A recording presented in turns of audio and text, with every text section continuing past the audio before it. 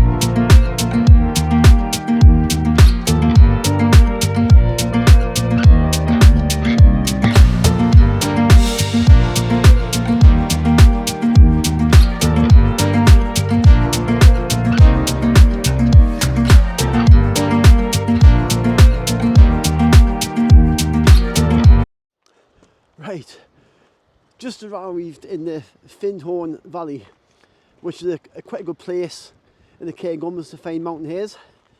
So it's been raining quite a bit, but it's just stopped now. And it's actually 9 degrees. It doesn't feel 9 degrees, it feels a bit cold. But I've had a quick scan with binoculars. I can't see anything at all. But I'm going to head up through the valley, round the side of the mountain and see what's about. So yeah, with no snow about at the moment, hopefully it'll be a lot easier to find. Okay, right, so this is the track I'm following, and if you can see that mountain ahead, I'm heading in that direction. So I'm going to scoot. It's actually a little bridge headward to the left. So I'm going to go over that bridge and to the right and head the track up and see what's there.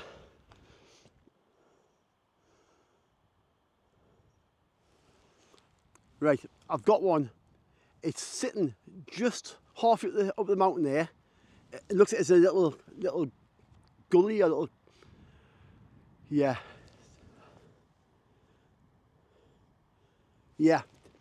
I've got one.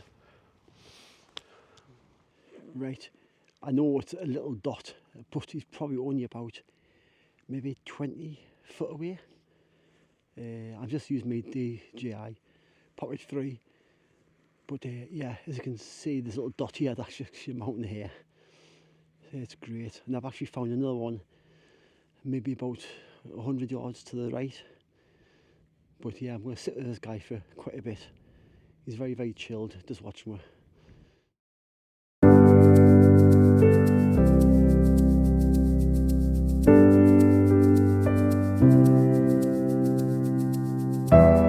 Right, I'm not sure if you can see this, but it's roughly about 1 hour, 20 minutes later. We're still lying here in the wet heather, and I don't think he's moved a single inch. So we'll just keep sitting here until he moves. Yeah.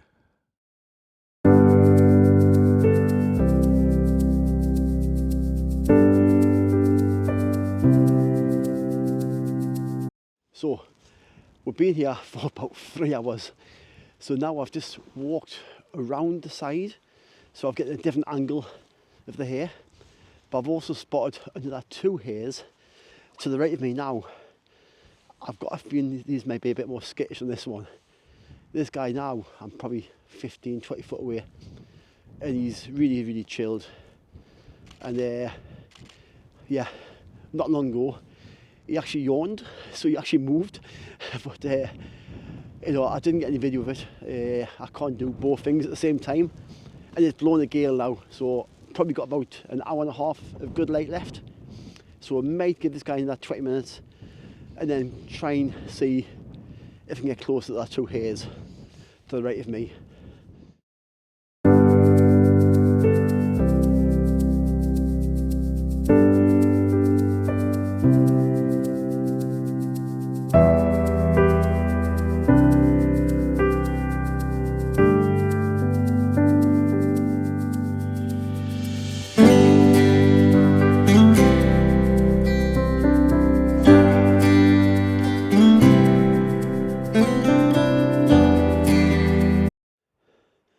Right, that was good.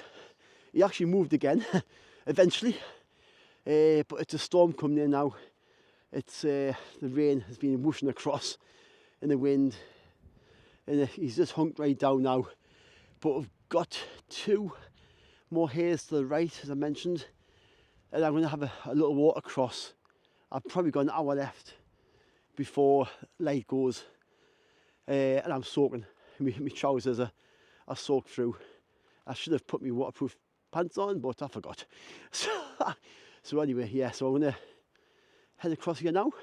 He's not far away, I can see him, but I'm not too sure this guy will be as, you know, as tame. Right, if you can see now, I've got some blue sky behind us, but don't be deceived by that. It's blowing a gale, and the rain's coming into the left of me now. I should say to the right of me, but it's getting quite nasty now. So I'm going to head behind me, and it's 2 hares, which I'm going to try and get close to. I've probably got about an hour and a half left of daylight here for that, but it's been good. This hare in front, he moved again. So he's moved about 2 or 3 times in about 3 hours or so we've been here. So yeah, so it's been good. Let's see, I'm going to have a quick half an hour and see if I can get close to these other 2 hares. And then I'm heading back to the car because I'm soaked through here.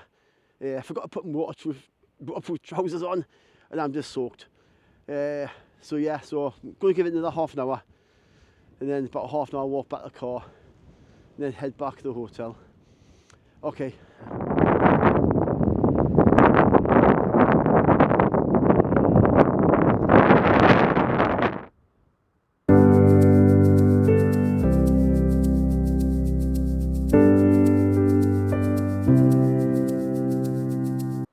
So just at hare number 2, again getting quite close to it. It's quite chilled, but this one's got a lot more grey. He's where the one we've been photographing for the past 3 hours is really white, but I can see another hare maybe about 100 yards past this one.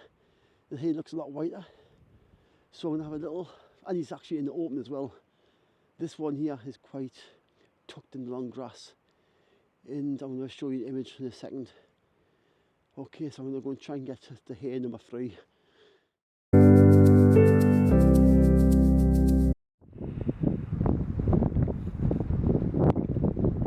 Just heading back down the mountain now. Basically got really close to the second hare, really chilled out, and you know, headed for the third one that was a lot whiter. I got, I don't know, not that close really, and he was a bit skittish. He went down a little hollow, you know, a little hole, but I quickly got a shot off before that. But you know what, I've had nearly 5 hours here, windy conditions, chucking on rain at times. I'm soaked through, I'm cold, but I've had an amazing time. It really is fantastic. You know, I couldn't have asked for better, to be honest. To get 2 quite, you know, chilled out hares in the same day is just brilliant. So yeah, so I've got about a 5-minute walk back to the car now. So yeah, I'm gonna just head back to the hotel and just get warm. Right.